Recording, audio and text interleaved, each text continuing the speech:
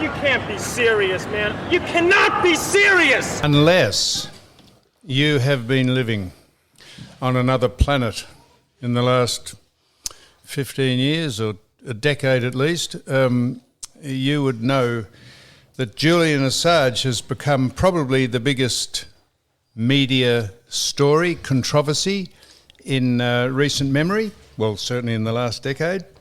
And we have here, you cannot be serious, we have his father, John Shipton, who has kindly come in to have a chat to us about what is going on with his son. Just let me tell you that WikiLeaks, which is an interesting thing, WikiLeaks is a shortening of a software program developed by Lloyd Cunningham from the Hawaiian WikiWiki, which means very quick. That's what WikiLeaks means. I don't know if you knew that, John, but that's what WikiLeaks means. It means a very quick leak of, very quick release of information. I looked up how you got the name WikiLeaks, but you didn't found WikiLeaks. It was founded in 2006 by your son, but you've taken up the cudgels on his behalf in one of the most controversial media sagas probably that we've ever known. Let me just tell you how this, and you correct me if any of this is incorrect, but this comes off the machine I'm reading on. WikiLeaks released document caches and the media that exposed serious violations of human rights and civil liberties by various governments. It released footage of the 2007 Baghdad airstrike, which is titled Collateral Murder, in which Iraq journalists and several were killed. And it goes on to say, has been published diplomatic cables from the United States, Saudi Arabia, and a lot of different governments. It has also published documents exposing corruption, and it goes on. So that's what WikiLeaks founder Julian Assange has done. And I want to ask you, John Shipton, why have you taken up, why do you believe your son has been railroaded, if you do, into the greatest media saga probably that we've known? Oh. Is that a fair question, or is that a convoluted question? To expand into a universe, that's the trouble.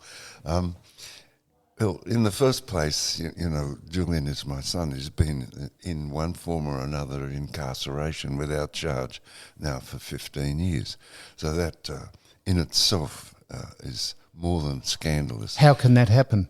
Well, people in power utilise the power without reference to habeas corpus. Actually, they just utilise power. They utilise the institutions of state which are set up, in this case law, as a shield between the state and ourselves. They utilise that as a means of attack. They exercise power to demonstrate, well, like shock and awe. You might remember the destruction of Iraq, shock and awe. Just to give you an example, every single department in that government was destroyed except for the oil department. The 26 of the 28 water salination plants were destroyed.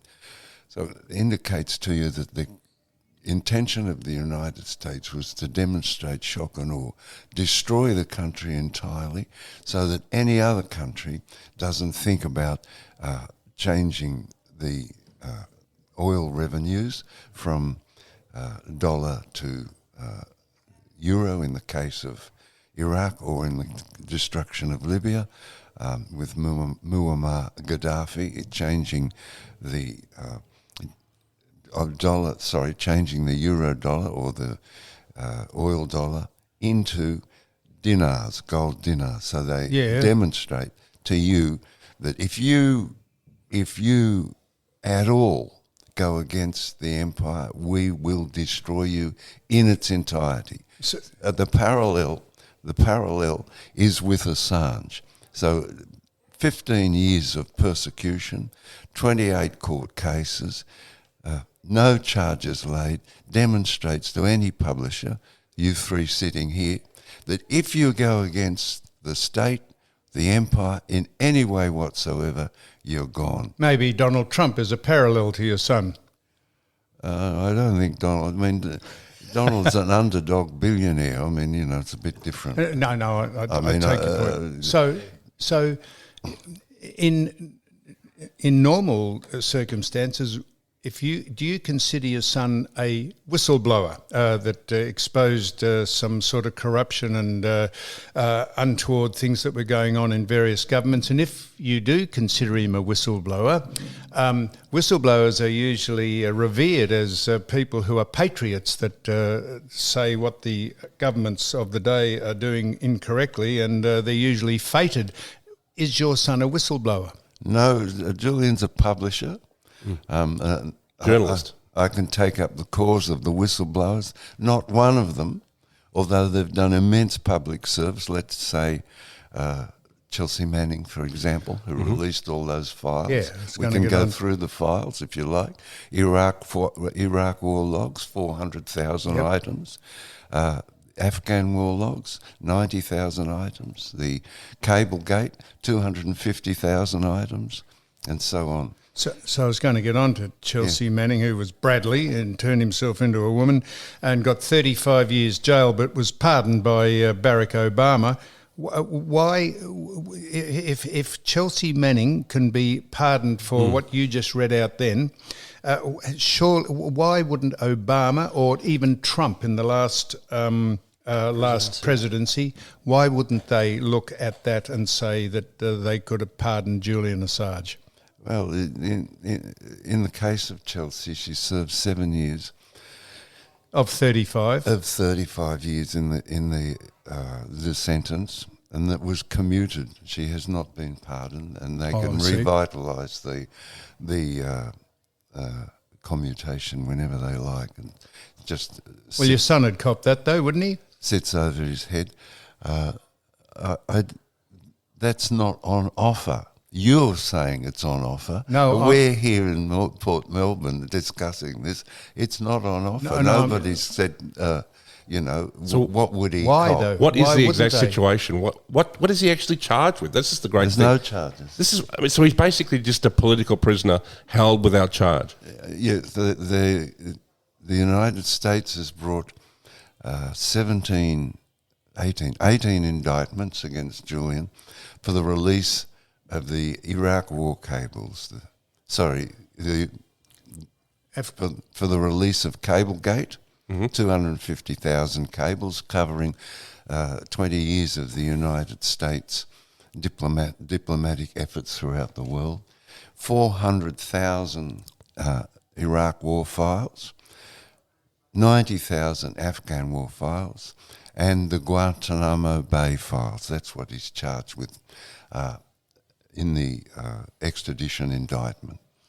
If you hold the Western world as the authority on law and order, it is beyond comprehension that someone can be incarcerated without charge, and the very great majority of people who look at the Constitution as a legal document and binding, and that's why it sets itself apart from all our third world countries, that you can be not charged with something. How does that happen? I repeat, how does that happen that he's not been charged and someone hasn't? Many people in authority haven't come to his defence to say this is nonsense. Well, everybody else in the world except the West comes to his defence. Just 3 days ago, Chancellor Scholz of Germany said publicly that that the courts, the UK courts, ought to protect Julian. So the president of Brazil, Lula, has said that Julian ought to be freed and pardoned. The president of Mexico has said that Julian should be freed. So John, did he embarrassed the former regime in the United States, the Clinton government, the Bush. Who did he embarrass? The Bush, Clinton, Obama. Who did he embarrass that they turn a blind eye to this? Well, I think in some circumstances you might say Hillary Clinton, but in the fullness of the discussion we're having, he embarrassed. More than embarrassed. He let us see how the empire works. All of it's there for us to examine. We can examine the cables, 250,000 cables. Some of those cables mention Australians as being a fifth column into the United States. And since then, those Australians have resigned. So you didn't see Julian for an extensive period of his early life. I think you just got to become acquainted with him in his late or mid-20s. Why have you taken up? Why have you been so vehement in trying to see that your son is? What is in it for you? Why are you doing this? Well, I guess that there's a couple of things that you can look at. One is that you've got to make up for your deficiencies. So sometimes that requires extra special efforts. And the other thing is that there's nothing else for me to do other than embark upon this fight. What else am I going to do? Have 2 whiskies at night and hide my head under the doona and say, oh, well, I don't care, and live in a pall of shame. So do you feel a little you're trying to repatriate yourself, or do you feel a little guilty? Do you feel a little guilty for not being part of his life from his early years to his mid-20s? No, I don't. John, they're good questions, but I don't do guilt because it's corrosive of the capacity to act. Guilt has within itself an element of cowardice. You run away from the event that you committed. So I don't embark on those two elements because I want to have the strength and the fullness to act without corroding my inner life and my psyche with bathing myself or salting my wounds with guilt and regret. Why did you not see him for those years? His mum married a friend of mine, Brett Assange, and established for herself a little family. Is that Christine? No. Christine. Yes. Yeah. That was your wife? No. That's Brett's wife. Brett's wife, yeah. Christine kept in contact with me over the years, yeah. And arranged, actually, the meeting between Julian and myself as Julian. I see. So pardon me, John, you had Julian with your wife? Or with Christine. Oh, with Christine, I said that, yes. Yeah. I'm sorry, yeah. So, and then Christine's married to Brett Assange. Yeah, and she married and she after. took his, took, yes, correct. So Christine set up a family. And so Brett reached out to you to come and take up the case for... No, it's not. No. I knew Brett. Yep. He was a lovely man. Sorry about this. I'm just trying to get how that works. No, I knew Brett. Yeah. When did you first make contact with Julian again? When you, as a young man, was it? Yeah. And do you visit him when you travel to England? Are you allowed to visit him in jail? Yes, I whenever I've been 50 or 60 times. Wow. So when did you last see him this year? Just 8 days ago. Wow. How is he? Not the best. Is it physical or a more mental? What's the hardship there? Like after 15 years, I can't comprehend it, but mentally it would be difficult. He's pretty resilient. Must get that from his mum. And how can I explain it to you? The United Nations Rapporteur on Torture and Unusual Punishment, Professor Niels Melzer, visited Julian in the jail in 2019, mid-year, just after he'd been dragged out of the embassy, in the company of 2 doctors who specialised in diagnosing the effects of psychological torture. Professor Melzer did a 26-page report which he presented to the UK government, which was eventually tabled in the Australian government, outlining that Julian had been the victim of 7.5 years of psychological torture. And they also outline the dilatory effects of torture. All torture, even physical torture, is aimed at changing your mental circumstances. In the case of Julian, Professor Niels Melzer characterised the psychological torture as a slow-motion murder before our eyes. Did we establish, John, what the difference between Bradley, what's her name, Chelsea Manning, and what did we establish the difference between what we thought the difference was between what Julian and Chelsea Manning have done? Chelsea Manning leaked. Yes. Yes. Julian published. Julian is a publisher, and So Chelsea it's a Manning sort of a lesser. It's sort of, not lesser. Not lesser. And Chelsea Manning is a human being of tremendous virtue. So Chelsea is like a whistleblower, in other words. Yes. And then Julian is essentially a journalist who receives the material and publishes it. Yes, a journalist publisher. Yes. And obviously in the West, we don't arrest people who, like, we don't arrest people at the Herald Sun or the Age when they receive a scoop. So why is Julian Assange sitting in a jail cell for the last 5 years? How long was he in the Ecuadorian embassy for? 7.5 years. So he's been in jail for 12 years altogether. So 15. So he has embarrassed people in the top echelon of the American government, or American political system. No? Well, embarrassed is like a weak, More than embarrassed. It's a weak word to describe the phenomenon of an empire that just murdered 1 million people in Iraq, murdered 3 million people in Vietnam, destroyed Libya, destroyed Yemen, destroyed Sudan, destroyed Syria, and then presently destroying Gaza.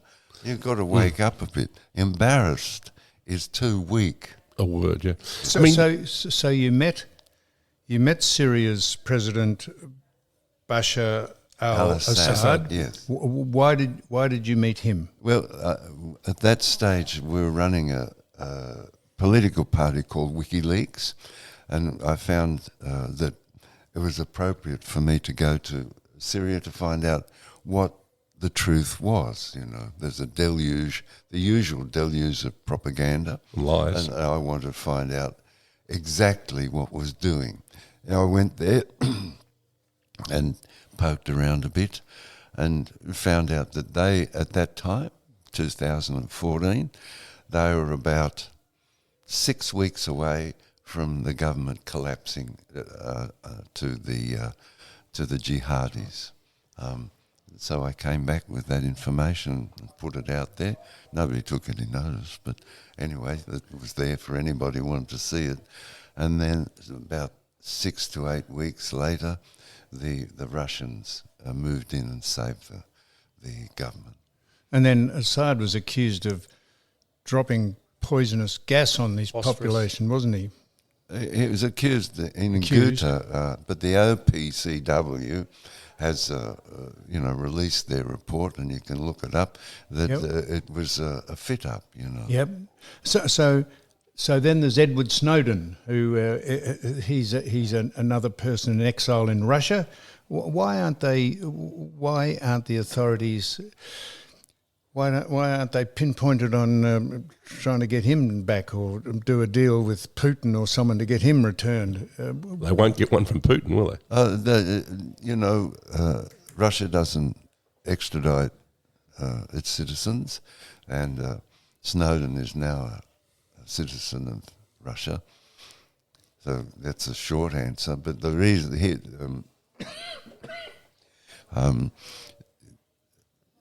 I don't know why President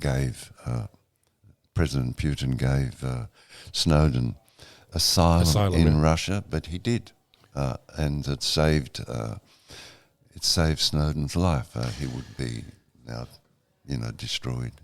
So there's been very prominent. I don't know if people know who Ben and Jerry are. Ben and Jerry are big ice cream confection makers, and they're very left-wing people who back the Democrats. But he got arrested. Ben Cohen got arrested for protesting the treatment of Julian, didn't he? Ben is a terrific man.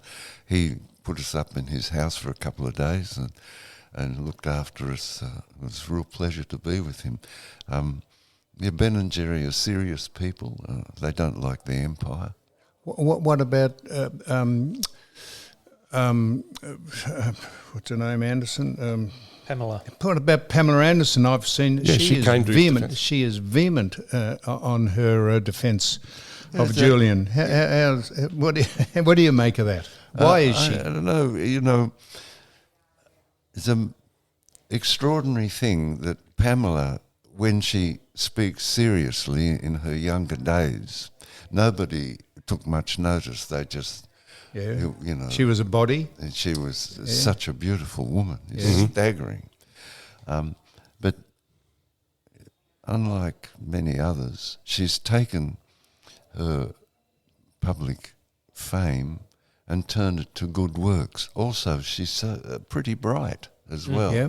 She had a tremendous range of natural gifts, and she's very moral. And so what have you spoken to her? Why is she taken on this cause as opposed to any other? Well, she takes. There's plenty, that's does her she? life. You know. I see. Yeah. Have you spoken to her? No, I don't. You've never met her? No. Haven't you? No, I think it's interesting, isn't it? But Times like these bring sort of new heroes to the fore. You wouldn't expect Pamela Anderson to step up, but isn't it interesting and great that she has? Yeah. She and runs. there'd be times too where people just sort of float in and float out. Yeah, you know, it's the same. You see people. Oh, in the Assange case, that's true. But in Pamela's case, she's on to her, you know, her. I think there's another one, Peter. And there are people that support Julian. You know, Julian receives support from people on the left and the right. You know what I mean? It's not just left wing. You know what I mean? Yeah. There is a lot of libertarian and right wing people who are huge Julian's. Yeah, Barnaby Joyce is a supporter. There you go. And on the other hand, George Christensen, I think.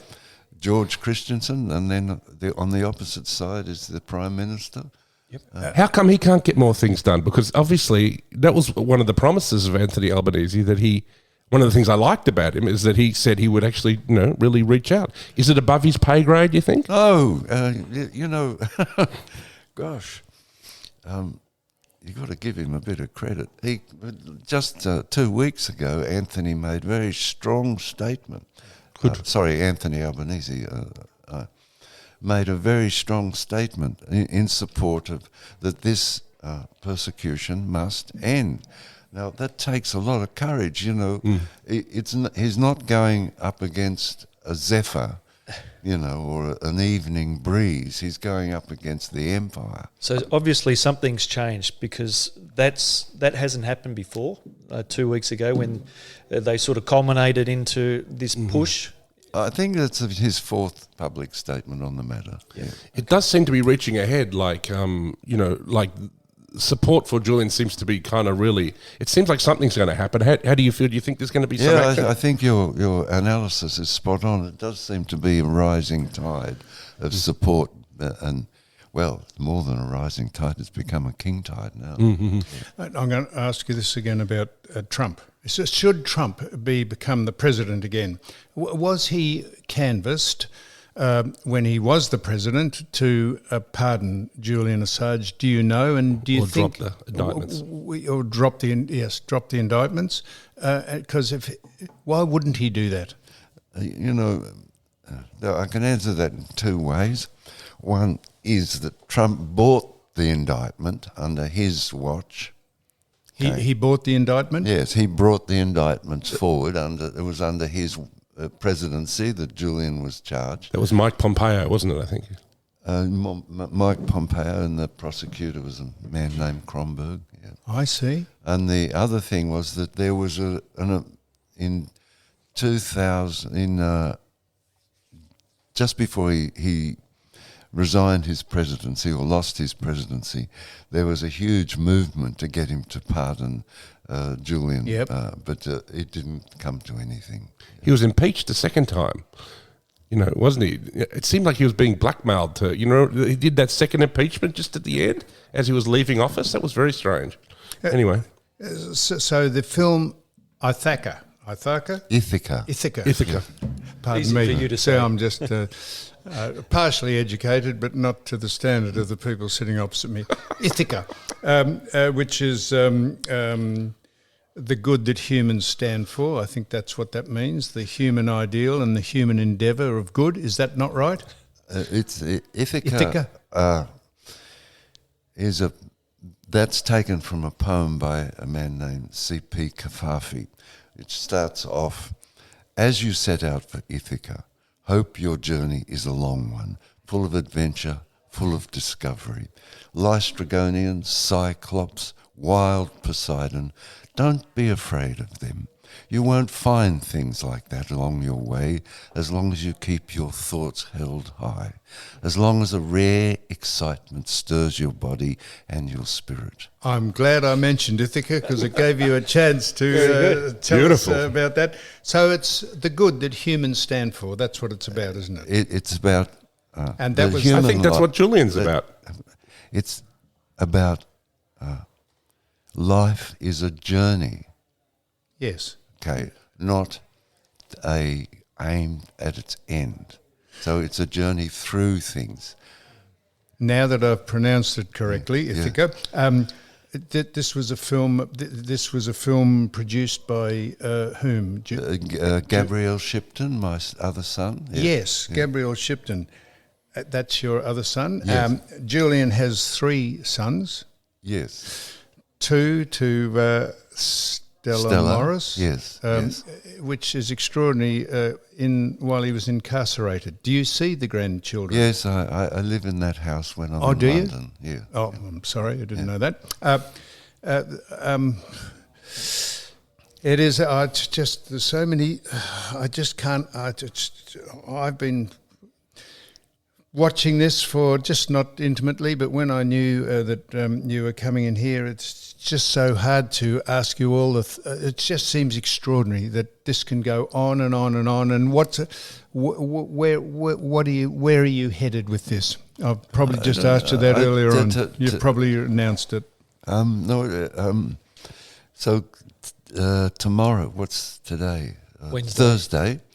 Thursday in the United States, Gabrielle will be at the State of the Union address in the company of a man named Thomas Massey, who's a Republican, and another Democrat named McGovern have invited him to attend as the guest of the Congress. So that's believe it or not, we take a lot of interest in American politics and the State of the Union. If Joe can actually follow the teleprompter and actually read out what he's meant to say without straying, we might get some. You must wince. You must be bemused at the fact that man is leading the free country, the free world. That is extraordinary. No matter what your political persuasion, you must think, my God, what do people around the world think that this is going on in that country?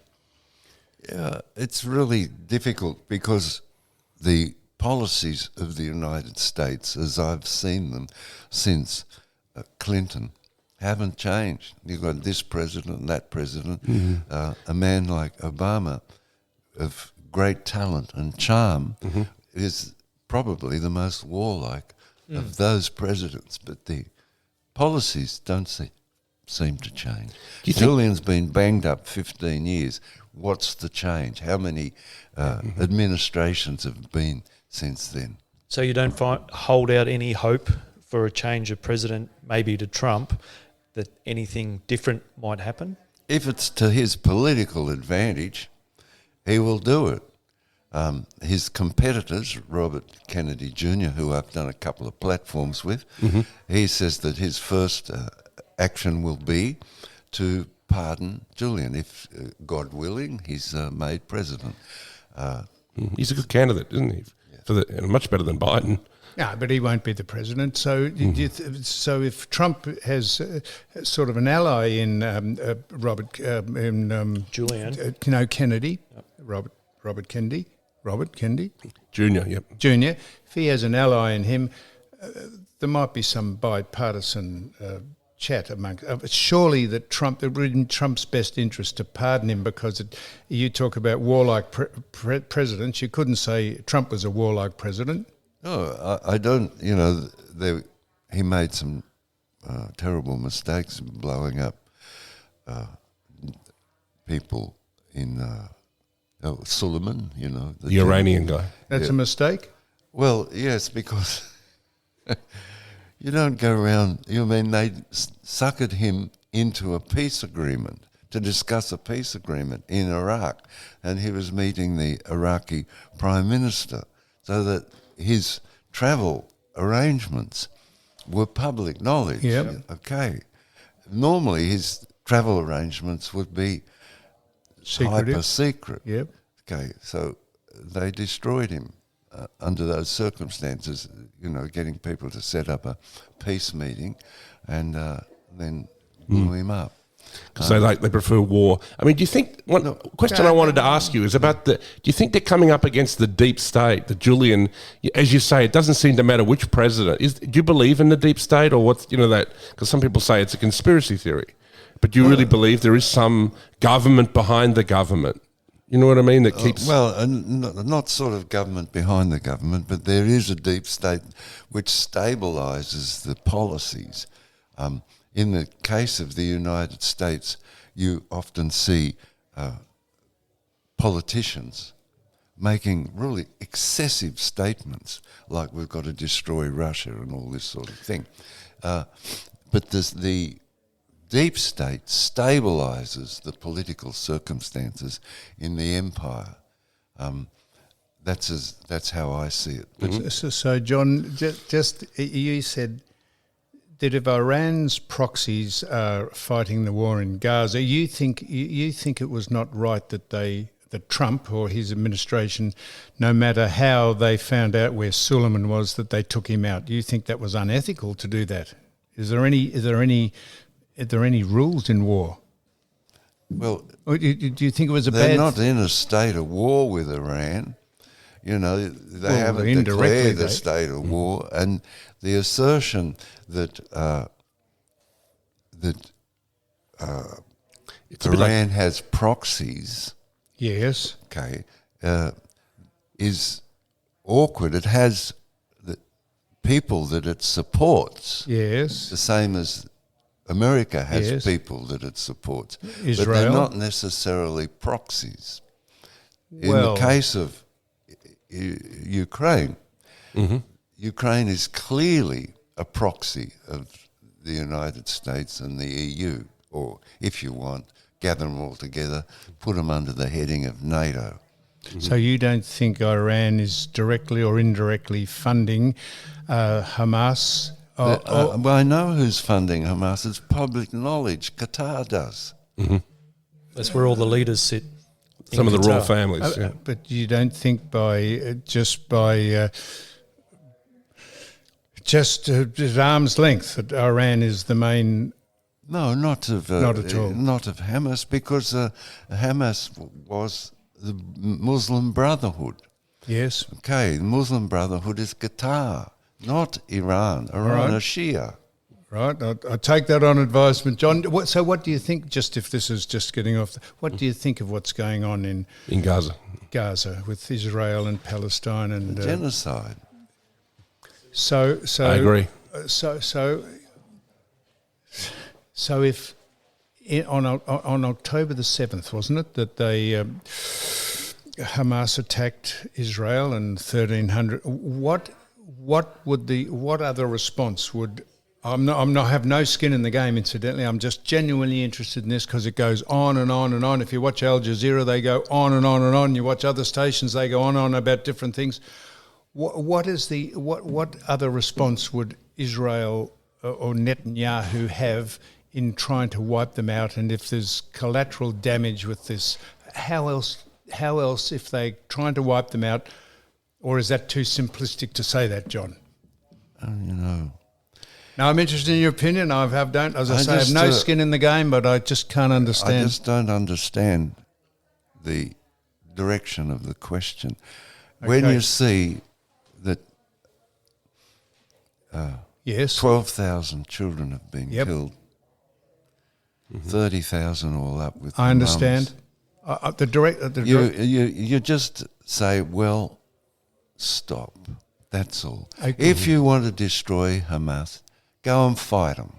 But Don't destroy Women all and of children, those yeah. children. You know, offences against the children cannot be forgiven. no, John, I'm in vehement agreement with you. As I say, I'm not browbeating you. I'm just asking you if. Well, I'm answering Yes. firmly. I'm not fighting you. No, I'm being very firm. So, if just say Hamas has they have their battalions and people installed in where the civilian population are at the underground, under hospitals and that, and if Israel is trying to get to them, they've got they're pretty crafty and just embroiling themselves amongst the general population and knowing that they'll get international condemnation if Israel attack. Where does it start? Where does it start and end? It's never going to be a two-state solution there, is it? In Gaza? I'll be very plain. Yes. Okay? There were 28 hospitals. Yep. They blew up 24 hospitals. Unbelievable. Because Now, it can't be that Hamas was in all those hospitals because Hamas still exists. And the proof, the cameras going in there, you can see the films for yourself. Destroying mosques, destroying churches, a 9th century church. Christian churches. And you've got to get with the party here. In order to destroy a community, you destroy all of the facilities that enable the community to exist, and then you cut off the food. And then the other day, they killed 100 people who went gathering round a food distribution truck. I mean, it's not possible to ask those questions that you're asking in the face of mass murder of children. You just don't do that. You find another way. You go into negotiations and say, "What's wrong with you people? We're going to invade. We're going to get into a terrible brawl here. What's the problem? The problem is that they don't want the Palestinians there At all. They want to They kick them want out. it gone. Yeah. They want Gaza for themselves, right? so The whole lock, stock and barrel. You think you're looking at someone who is I'm just being compliant. firm. Yeah, no, but they're compliant with what's going on. I'm only just being the devil's advocate. If all the tunnels under all the mosques and all the hospitals, There were none. All right. Yeah, there are none. I mean, did you see any tunnels? Exactly. It's just lies. It's Israeli propaganda. So, Did you see? John, how will this, in your eyes, in your opinion, how will this finish? Will it be a long, drawn-out thing, or will it sort of finish pretty quick? Do you hope? It seems to me that with that sort of war that's happening between Hamas, or the Gazans, if you like, and Israel, if Israel doesn't win in the first 2 weeks, then they've lost. Yeah. Okay. Because I think in the court of public opinion, it seems like everybody is, moving away from Israel. I mean, people on the right and the left. I mean, some people on the right stood with them, but even now, it's just gone on too long. Now it's just seemed to have gone on a little And bit just too about long. everybody and on the left is really, opposed to really it. Just nasty. everybody. I don't know, left or right, but what I can say is that a stronger spirit has laid its hand upon the battlefield. The people of Gaza, starving, blown up, half of Gaza destroyed, and now they're all feathered down to the north or feathered to the south. The threats of attacking Rafah crossing. They haven't turned on Hamas. Hamas is them. They haven't turned on Hamas and say, this has got to stop, guys. We're getting chewed up here.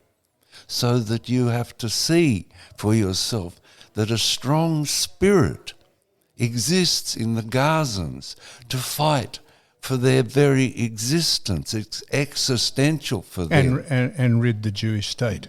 No, not No? not rid the Jewish state. You know, they're fighting for their very existence.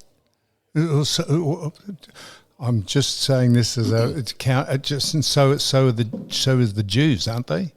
No, They're not. the Jews are secure there. They have atom bombs and F-16s and an endless supply of Weapons. money and munitions and food Very good. from the United States. Right. They can say, look, this is no good, we're getting a bad reputation.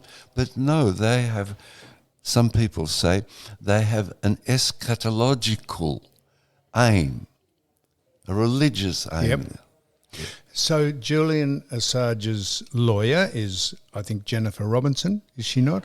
Or Jennifer, Julian's lawyer is Gareth Pearce. I see. From Bernberg Pearce, and one of the lawyers is Jennifer. Jen Robinson. Yeah. And how virulent are they in? Are they on a daily camp? How virulent are the people defending your son? Well, I don't know anything about legal strategies, but I see that they lever one British institution against another, and they continue the fight until the embarrassment gets to the stage where the courts will, in the words of Chancellor Schultz, protect Julian. But that's my analysis and understanding, but nobody's told me that, and I have no interest in the law. And there'd be no case against Julian for being treasonous? Treasonous, he's an Oz. He's done nothing against Oz.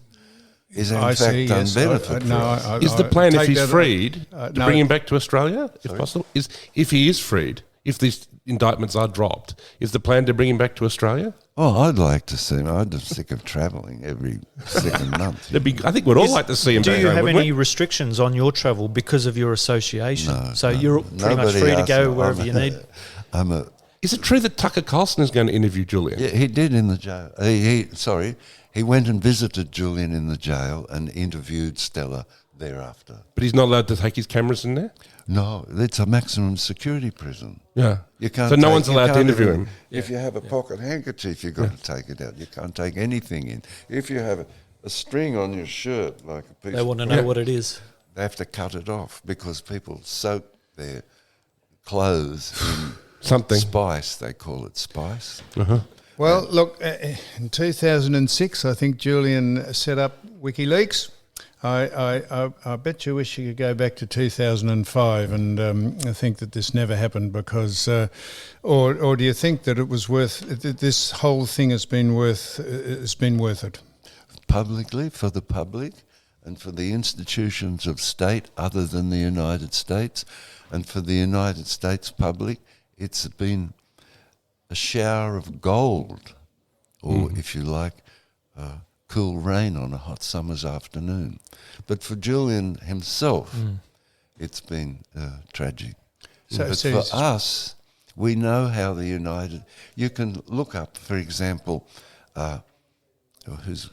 you can look up Robert Carr in the cables, or significant figures around the world. You can look them up and see a review of their position as regards the United States.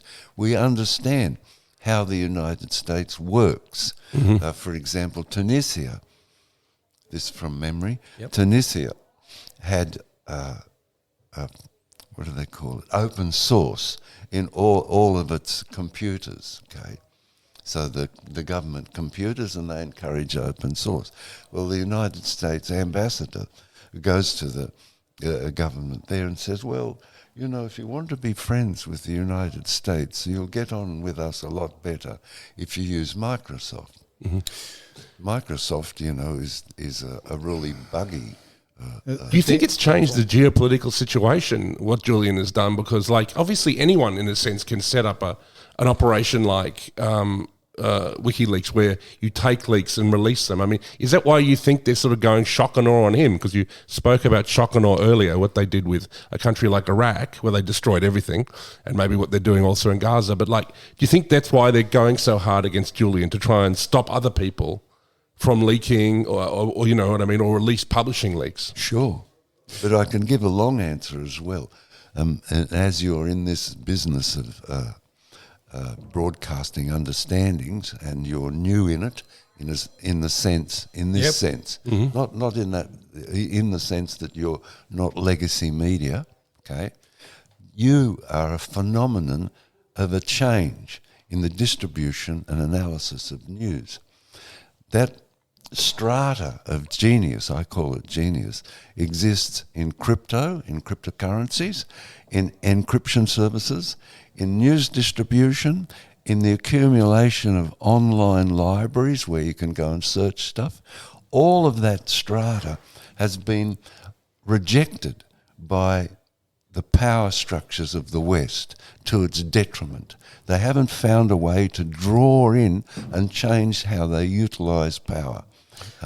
And as a consequence, the West is gone into a decline. It can't understand itself any longer because it hasn't got access to information.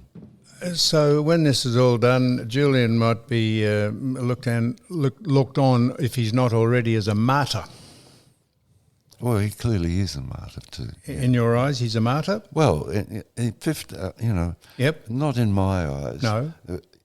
If you Generally speaking. Yeah, 15 years banged up, no charge. Yeah. I mean, it's not a game. And that's the high point of his life. He's 52 now. Now, John Shipton, what sustains you? I'm just asking you. You don't have to answer. Are you with someone? You a solo man? Do you travel? You're married, or what? Where are you up to in your life? I'm not. You don't have to answer any of those questions. I'm not married, and I live. Not track and square with anyone. No, I'd like to. It gets a bit sort of lonely out there. A lot of my friends my age buy dogs, but I'm not into that. No. Yeah. And is your life's ambition is just when you wake up, just this is on your mind 24/7? Oh no, I have a daughter 8 years old, and from who? Her mum is. Yeah, I won't say. Oh, it's all right. No, okay. But her mum lives in Melbourne. Good. Yeah. Yep. And we get on all right. Yeah. All right. Yeah. But we don't. So you're a Melbourne boy too, yourself? Yeah, no, I moved here because Gabrielle moved here. Mm-hmm. So I moved down to be closer to Gabrielle. Yeah. Oh, Well, and look. also Severin, my daughter's mum, is a Melburnian lass. Yeah.